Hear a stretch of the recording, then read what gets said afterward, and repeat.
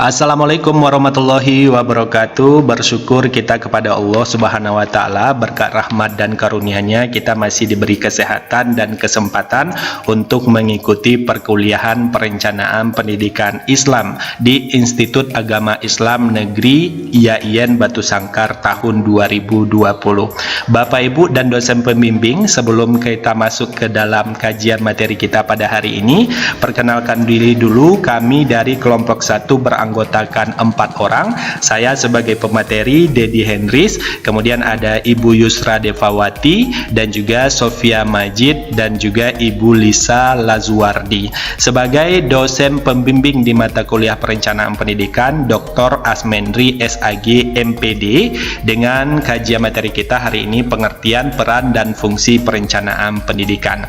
Baiklah Bapak dan Ibu dan dosen pembimbing, hari ini perencanaan pendidikan Islam yang akan kami bahas dalam video kali ini.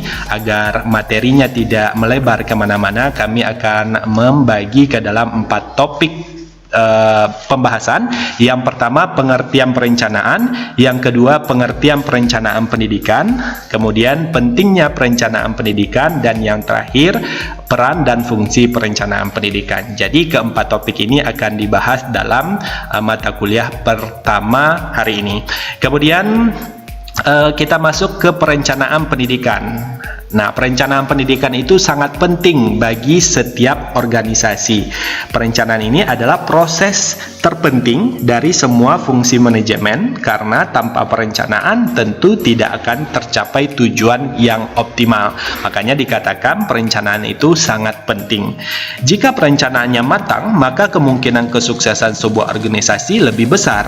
Begitupun sebaliknya, jika perencanaannya kurang matang, maka kemungkinan kesuksesannya juga akan lebih kecil. Jadi pada hakikatnya perencanaan itu adalah suatu rangkaian proses kegiatan menyiapkan keputusan mengenai apa yang terjadi, baik itu berupa peristiwa, keadaan, suasana, dan yang lain-lainnya. Itu sedikit mengenai perencanaan. Kita lanjut, pengertian perencanaan. Beberapa ahli itu mengatakan, kami kutip dari Ulbert Silalahi, dia mengatakan bahwa perencanaan itu adalah kegiatan menetapkan tujuan serta merumuskan dan mengatur pendayagunaan manusia, informasi, metode, dan waktu untuk memaksimalkan efisiensi dan juga efektivitas pencapaian tujuan.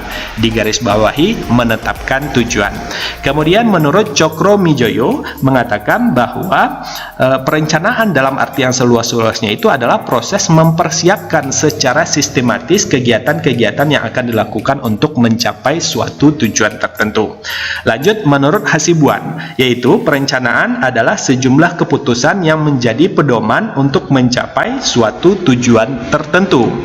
Nah, lembaga administrasi negara juga mengatakan bahwa perencanaan dalam arti seluas-luasnya tidak bukan adalah suatu proses mempersiapkan secara sistematis kegiatan yang akan dilakukan untuk mencapai tujuan. Jadi, dari pendapat ahli dan juga lembaga administrasi negara ini menekankan kata kunci untuk mencapai tujuan. Nah, di dalam Islam juga sudah diatur sebenarnya. Ada beberapa ayat yang mengatakan bahwa perencanaan itu penting.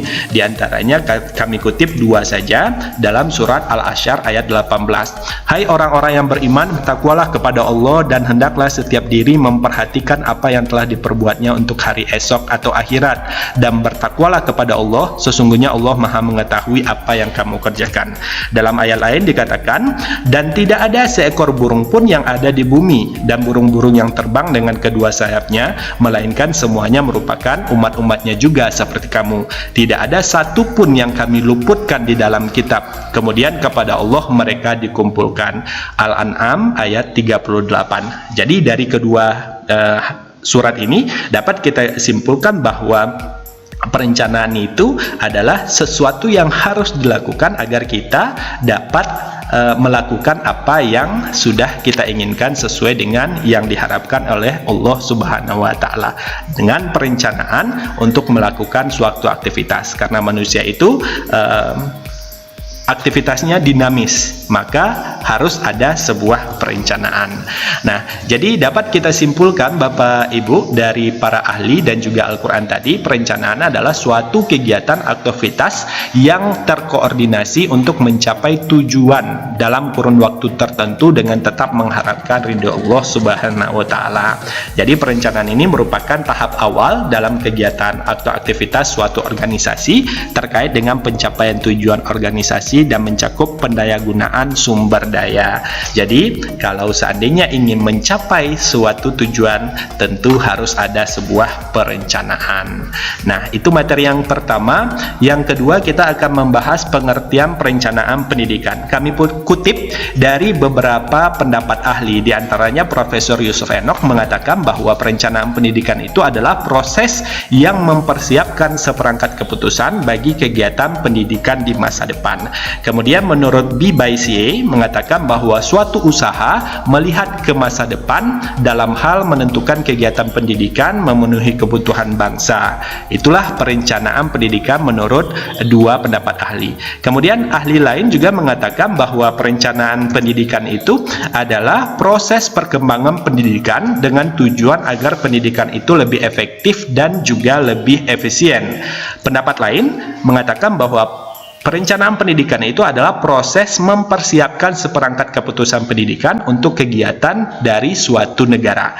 Jadi tetap sama ya, arti dari perencanaan pendidikan itu adalah proses untuk mempersiapkan segala sesuatu di dunia pendidikan agar mencapai tujuan yang optimal atau yang maksimal. Kemudian di dalam Al-Quran dikatakan sesungguhnya Allah menyuruh kamu berlaku adil dan berbuat kebajikan, memberi kepada kaum kerabat, dan Allah melarang perbuatan yang keji, mungkar, dan permusuhan. Dia memberi pelajaran kepadamu agar kamu dapat mengambil pelajaran. Jadi kaitannya erat dengan perencanaan, dalam hal ini adalah perencanaan pendidikan. Dalam hadis pun dikatakan, Ibnu Umar berkata, jika kamu berada di waktu sore, maka jangan menunggu waktu pagi. Dan jika kamu berada di waktu pagi, janganlah kamu menunggu waktu sore. Dan gunakan sehatmu sebelum sakitmu, dan hidupmu sebelum matimu. Hadis riwayat Imam Bukhari. Jadi dalam hal ini sudah sangat jelas bahwa perencanaan itu sangat penting. Apalagi perencanaan dalam sebuah pendidikan agar mencapai tujuan yang optimal. Jadi dapat kita simpulkan, perencanaan pendidikan itu adalah usaha untuk merumuskan program pendidikan yang di dalamnya memuat segala sesuatu yang akan dilaksanakan, menentukan tujuan pendidikan, kebijakan dalam pendidikan, arah yang akan ditempuh dalam kegiatan pendidikan, prosedur dan metode yang akan diikuti dalam usaha pencapaian tujuan pendidikan agar diridai oleh Allah Subhanahu wa Ta'ala. Itu adalah pengertian perencanaan pendidikan ya. Jadi kita lanjut ke materi yang ketiga. Timbul pertanyaan, kenapa perencanaan itu penting? Nah, perencanaan itu penting dilakukan. Menurut beberapa ahli, perencanaan itu harus dilakukan secara matang untuk mencapai visi dan misi pendidikan. Jadi menurut Endang harus dilakukan jika seandainya ingin mencapai visi dan misi pendidikan, harus ada perencanaan pendidikan.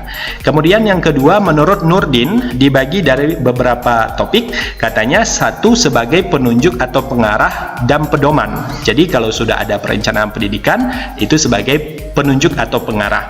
Kemudian pekerjaan lebih terarah. Tentu dengan adanya perencanaan pendidikan, proses atau kegiatan dalam pendidikan itu akan lebih terarah. Yang ketiga, bisa memilih alternatif lain. Jika seandainya plan A tidak berhasil, kita bisa mengambil plan B, plan C, atau plan D, dan yang lain sebagainya. Kemudian sebagai alat ukur pendidikan. Jadi erat kaitannya nanti terkait dengan evaluasi di dunia pendidikan itu sendiri. Nah, pendapat lain juga mengatakan perencanaan pendidikan itu sangat penting dan merupakan bagian yang tidak terpisahkan dengan proses pembangunan atau pelaksanaan dan berkaitan dengan awal dimulainya proses pembangunan pendidikan itu sendiri. Jadi digarisbawahi di sini bahwa perencanaan pendidikan itu sangat penting untuk mencapai hasil yang optimal di dunia pendidikan. Bapak Ibu dan dosen, kita lanjut ke materi yang keempat, fungsi dan peranan perencanaan pendidikan. Jadi kami mengutip dari beberapa pendapat ahli. Menurut Udin Saifuddin dan Abin Samsudin M mengatakan bahwa yang pertama sebagai pedoman pelaksanaan. Jadi jika seandainya perencanaan itu sudah ada, jadi sebagai pedoman pelaksanaan perencanaan pendidikan. Yang kedua, untuk menghindari pemborosan sumber daya pendidikan. Jadi kalau seandainya perencanaannya sudah matang, tentu akan pemborosan sumber dayanya akan berkurang. Yang ketiga, untuk memenuhi akuntabilitas lembaga sebagai pertanggungjawaban dari lembaga itu sendiri. Yang keempat, pengendali perubahan sistem pendidikan.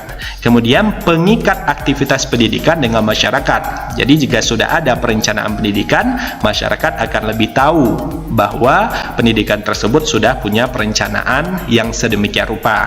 Dan yang keenam, alat untuk bekerja yang lebih dekat dengan pelayanan masyarakat. Itu adalah beberapa fungsi dan peranan perencanaan pendidikan menurut Udin Saifuddin dan Abin Samsudin M. Kemudian pendapat lain juga mengatakan bahwa perencanaan pendidikan itu yang pertama untuk mengarahkan pendidikan.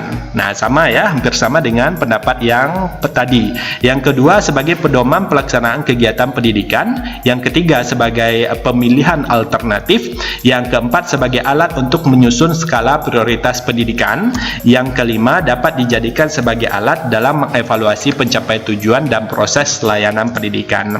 Nah, itu adalah beberapa pendapat ahli mengenai peran dan fungsi perencanaan pendidikan itu sendiri. Dan yang terakhir ini adalah menurut Jambar Syah Indar. Jadi hampir sama bahwa perencanaan pendidikan tersebut adalah sebagai alat ukur atau sebagai pedoman pelaksanaan dan pengendalian, dan juga sebagai alat bagi pengembangan pendidikan untuk menghindari pemborosan sumber daya dan sebagai upaya untuk memenuhi akuntabilitas kelembagaan. Nah, itulah kesimpulan dari perencanaan pendidikan. Jadi dapat kita garis bawahi bahwa perencanaan pendidikan itu sangat penting untuk mencapai tujuan yang diinginkan. Nah, itulah Bapak, Ibu, dan dosen pembimbing makalah yang bisa kami tampilkan pada hari ini mengenai pengertian peran dan fungsi perencanaan pendidikan dalam mata kuliah perencanaan pendidikan Islam. Mudah-mudahan mata kuliah ini bisa berjalan dengan baik. Kami ucapkan sekian, terima kasih. Akhir kata, wassalamualaikum warahmatullahi wabarakatuh.